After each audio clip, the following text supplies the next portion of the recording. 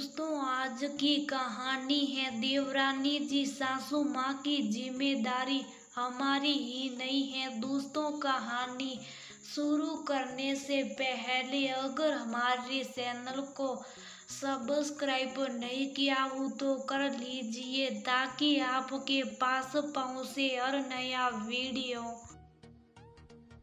माँ, कल मैं आपको रोहित के यहाँ ले जाकर छोड़ दूंगी। आप तो जानती हैं वेद के एग्जाम होने वाले 2 महीने बाद।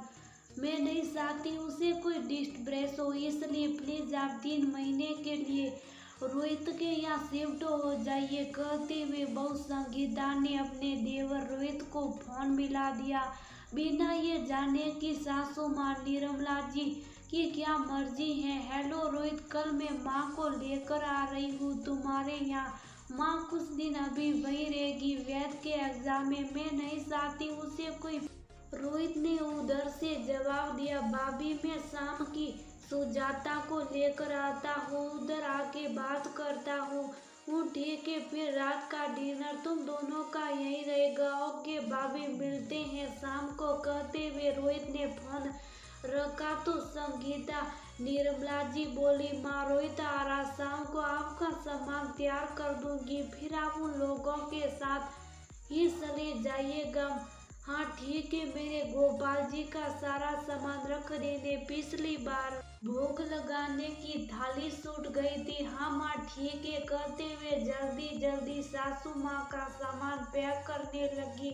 उसकी खुशी और उमंग को देख निर्मला जी मुस्कुराने लगी। जानती थी बेटे की पढ़ाई का एक बहाना भर है उसे घर से हटाने का। शाम हुई, रोहित पत्नी सुजाता और बेटी निया के साथ आया। खाना खाकर सब साथ बैठे तो रोहित बोल पड़ा, भाभी भैया कुछ दिन माँ को अभी यहीं रहने दीजिए, आजकल हम दोनों के ऑफिस में बहुत काम होता, हम तो निया का भी ध्यान नहीं रख पाते, फिर माँ का कैसे। कुछ दिनों की बात है, बस मैं खुद आकर माँ को ले जाऊंगा। रोहित की बात सुनती संगीता भड़क उठी, रोहित ये क्या हर बार तुम्हारा बहाना होता, हमारी कोई जिंदगी नहीं क्या? क्या माँ हमारी जिम्मेदारी है? ये तुम दोनों कैसी बात कर रही हो? माँ को कहाँ जाना था? संदिग्धा कहते हुए रोहित ने आश्चर्य व्यक्त किया, लेकिन संगीता कुछ सुनने की तैयार नहीं थी। रोहित और उसकी पत्नी से उलझ पड़ी, उनमें नोक-झोंक होते देख निर्मला जी की आंखों में आंसू आ गए। सच्ची है, समय बदलते देर नहीं लगती। कल तक यही बच्चे माँ की गोद के लिए झगड़ते थे, आज माँ को अपने साथ रखने से कतरा रहे। जिंदगी में जाने कौन सा मोड़ आ जाए कोई नहीं जानता, लेकिन वो कमजोर नहीं बनना चाहती।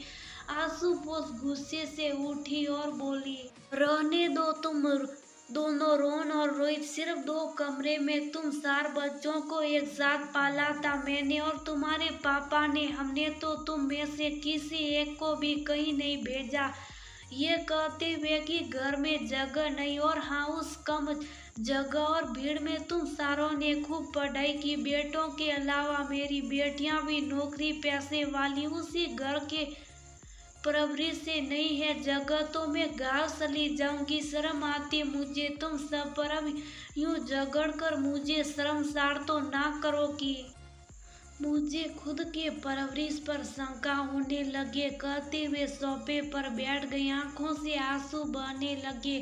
हॉल में सन्नाटा सा छा गया। दादी, किसने कहा कि मेरी पढ़ाई आपकी वजह से खराब होगी?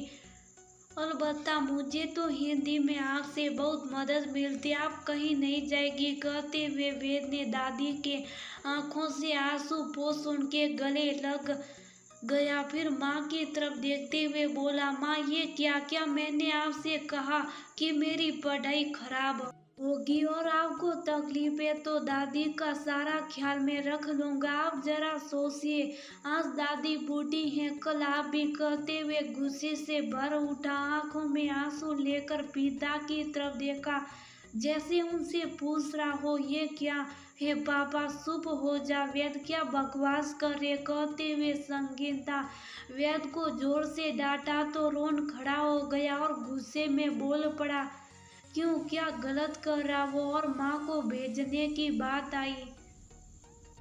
कहाँ से मैं माँ को अपने दम पर गांव से यहाँ लेकर आया हूँ, समझी। कुछ मुझसे पूछ भी लिया करो। और रोहित, माँ से ज्यादा जरूरी तुम्हारे लिए सब कुछ हो गया। शर्म आनी चाहिए तुम्हें उनके सामने अपनी परिस्थिति का रोना रोते हुए। उस माँ के सामने जियो ने दिन की दिन और रात को रात नहीं समझा हमारे लिए कहते हुए रौनक भड़क उठा। उसके आंखों में गुस्सा देख संगीता घबरा गई। समझ आ गया था कि गलती हो गई थी। अब माफी मांगने में ही भलाई है, सोचते हुए निर्मला जी के पास गई। माँ, मुझे माफ कर दीजिए, शायद मेरी सोच गलत थी। ये आपके बेटे का घर है, शायद मुझे ये सब नहीं करना चाहिए था। निर्मला जी ने कुछ नहीं कहा, बस वेद का हाथ पकड़ अपने कमरे में चली गई।